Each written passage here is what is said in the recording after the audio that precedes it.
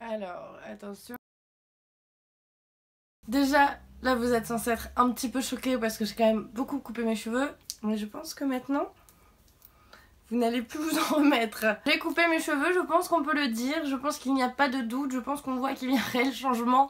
Donc j'ai décidé d'en faire une vidéo parce que je sais que vous allez me poser pas mal de questions sur le pourquoi du comment du qu'est-ce et de qu'est-ce que j'ai fait, pourquoi. Tout premièrement, donc comme vous pouvez voir, j'ai coupé mes cheveux. Je les ai coupés d'à peu près ça. Parce que mes cheveux étaient complètement morts. Je sais pas si vous avez suivi un peu mon évolution capillaire, mais en décembre je m'étais teint les cheveux, enfin je m'étais entièrement décoloré les cheveux à blanc. C'était super laid sur moi, je ressemblais à rien. Enfin bref, en plus j'ai enlevé ma colo blanche genre je pense 2 semaines après pour revenir à ma couleur naturelle. Enfin bref, ça servait vraiment à rien, je les ai complètement défoncées. Et du coup mes pointes étaient tellement sensibilisées parce qu'elles avaient eu déjà avant tellement de balayage, de coups de lisseur, surtout je pense. Mes cheveux finissaient par tomber au bout, genre ils étaient tellement cassants que déjà ma chambre était une sorte de dépotoir à cheveux morts. Et surtout mes cheveux finissaient par raccourcir tellement ils se cassaient au bout. Genre en décembre mes cheveux étaient plus longs que ce qu'ils étaient en juin. Ce qui n'est pas normal. Je me suis dit bon bah vas-y écoute Héloïse, il serait peut-être temps de couper tes cheveux. Je les avais pas coupés depuis je pense la 5ème, enfin je les avais pas vraiment coupés depuis la 5ème. Et au final je suis vraiment super contente, je trouve que c'est vraiment plus moderne, plus féminin. Il y a tout le monde qui me dit que c'est une coupe qui me donne de la maturité. Et deuxième chose, la frange.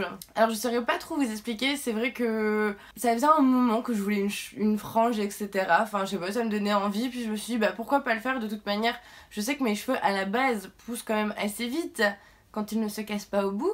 Donc voilà, puis de toute manière je saurais toujours la placer d'une autre manière si jamais elle me fait chier. Et au moins je sais que je l'aurais fait et j'aurais pas de regrets. Au final je suis super contente de l'ensemble, enfin je trouve que ça change vraiment mon visage. Et enfin voilà, de quelqu'un qui a pas coupé ses cheveux depuis 7 ans, je peux vous dire que c'est un réel changement quand même hein. Après pour la couleur, je pense que vous voyez aussi qu'il y a quelque chose qui a changé. J'ai fait une couleur qui est beaucoup plus froide, donc j'ai rebalayé ensuite par dessus.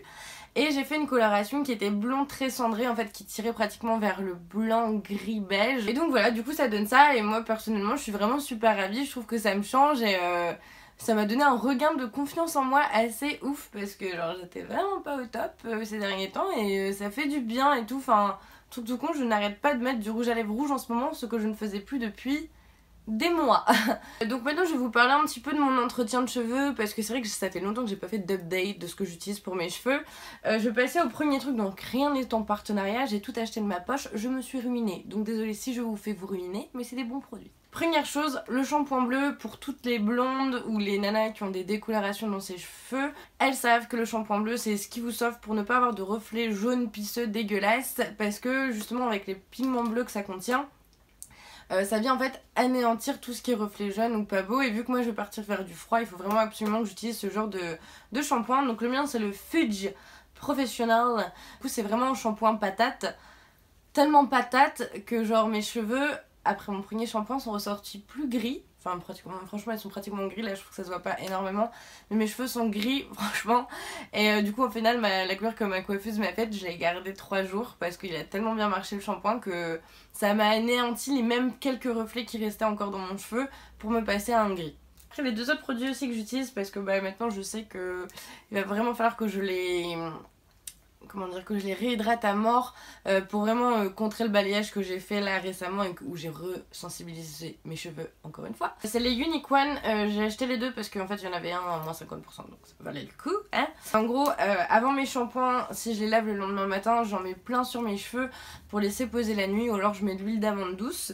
Sinon c'est aussi des produits que j'utilise souvent le soir avant d'aller me coucher en quelques pchits pour les hydrater ou quand je vais me lisser les cheveux ou pour les avoir vraiment tout brillant, tout joli. Qu'est-ce que je pourrais vous raconter sur mes cheveux et de leur entretien? On m'a posé énormément de questions par rapport à ma frange, c'est je pense le truc qui vous a le plus choqué. Comment je l'entretiens? Bah moi personnellement comme vous pouvez voir j'ai pas particulièrement d'épis, je peux la mettre comme ça et elle va assez vite bien se remettre.